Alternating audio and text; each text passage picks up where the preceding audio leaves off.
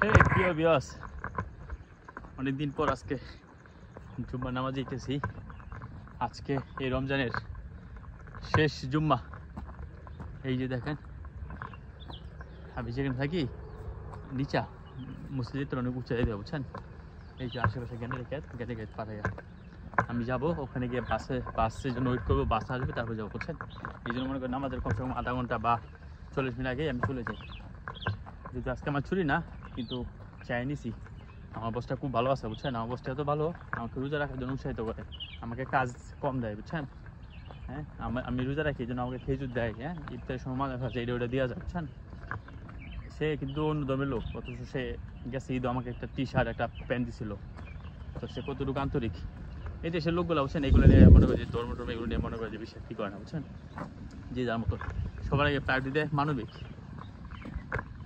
ও তো যাই হোক, আল্লাহর রহমতে এই বছর আমার সবচেয়ে যে খুশি দিন সেটা হচ্ছে আমি সবগুলো রাখতে পেরেছি। একটা মিস হয়েছিল, তাও এটা আবার আমার অসুস্থতার কারণে। তো আমার সবচেয়ে ভালো দিন এটাই, সবচেয়ে এই বছরের সেরা দিন। আমি সবগুলো রাখতে পেরেছি আল্লাহর রহমতে।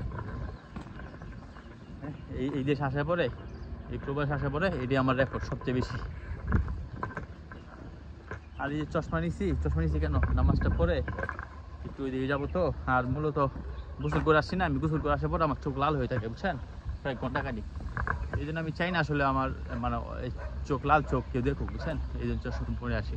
আর এই যে লোক তো স্মার্ট, বুঝে নেই, চশমা পরে নামাজ পড়ে সব কিছু। এই যে আমার পাশে একটা বাগান।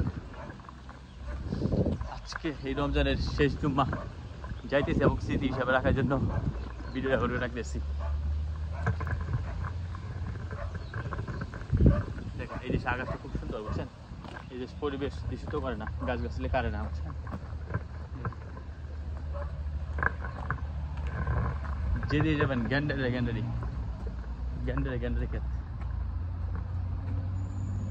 আমি এই রাস্তায় চলে আসছি। আমি এখন